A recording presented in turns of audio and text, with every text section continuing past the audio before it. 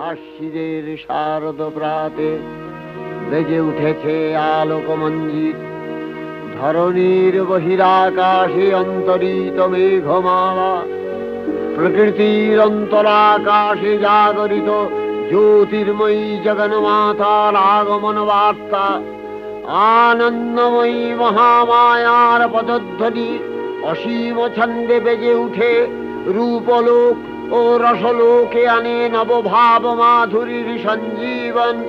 তাই আনন্দিতা শ্যামলী মাতৃকার চিন্ময়ীকে মৃন্ময়ীতে আবাহন। আজলো তো